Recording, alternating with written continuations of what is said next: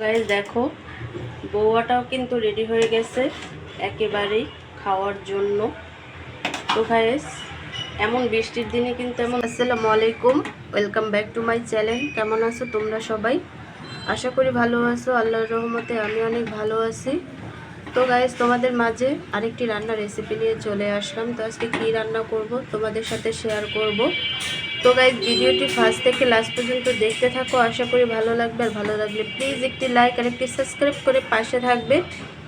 তো গাইস আজকে যেই রেসিপিটা রান্না করব সেটা হচ্ছে খুবই লোভনীয়, জিভে জল আসা রেসিপি।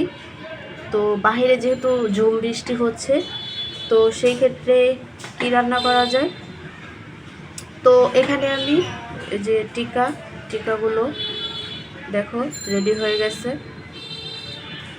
তো এখন আমি অন্যান্য রেসিপিগুলো তৈরি করে নেব।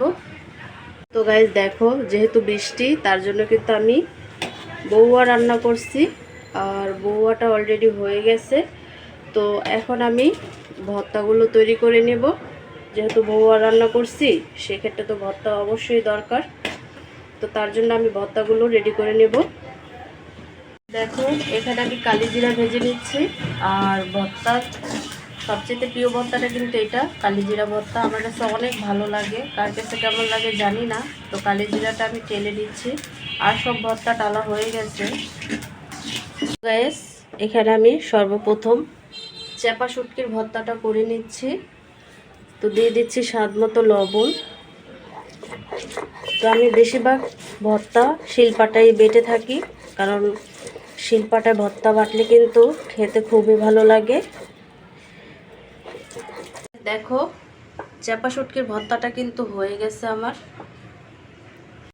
এখানে আমি বেগুন ভর্তা করে নেব। তার জন্য নিয়ে নিচ্ছি মরিচ, দিয়ে দিচ্ছি লবণ। তো আমি হাতে মাখে ভর্তাটা করব, কারণ আধা ভাঙ্গা ভর্তাটা হলে কিন্তু খেতে ভালোই লাগে।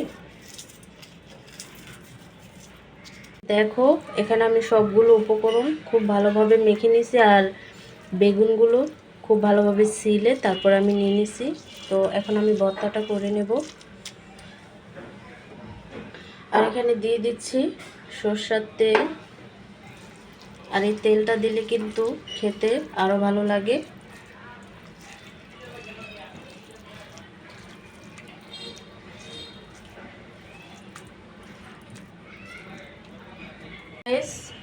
তৈরি হয়ে গেল আরেক পদের ভর্তা, বেগুন ভর্তা।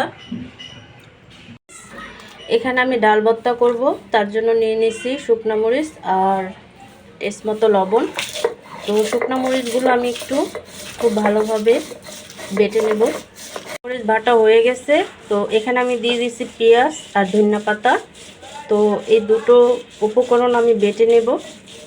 এখন আমি ডালটা নিয়ে নিচ্ছি। তো ডালটাকে খুব ভালোভাবে আমি বেটে নেব। রেডি হয়ে গেল আরেকটি ভর্তা, ডাল ভর্তা।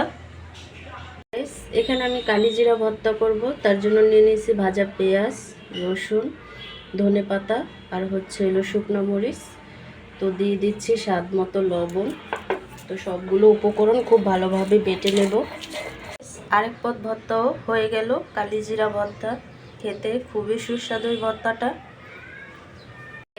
তৈরি হয়ে গেল খুবই সুস্বাদু এবং জিভে জল আসার মতো 4 ধরনের ভর্তা। এখানে আছে ডাল ভর্তা, বেগুন ভর্তা, আর আছে কালিজিরা ভর্তা, আর আছে চাপা শুটকির ভর্তা। তো গাইস এমন বৃষ্টির দিনে কিন্তু এই রেসিপিটা খেতে কিন্তু খুবই অসাধারণ লাগে। আর ভর্তা হলে তো কথাই নয়, খুবই ভালো লাগে।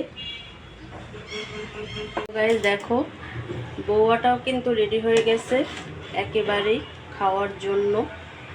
তো গাইস এমন বৃষ্টির দিনে কিন্তু এমন ধোয়া ওঠা বৌয়া খেতে খুবই ভালো লাগে। তো গাইস আজকের রেসিপিটা কেমন লাগছে অবশ্যই কমেন্টে জানাবে। তো অন্য কোনো রেসিপি নিয়ে তোমাদের মাঝে আবার চলে আসব। সবাই সুস্থ থাকবে, ভালো থাকবে। আল্লাহ হাফেজ।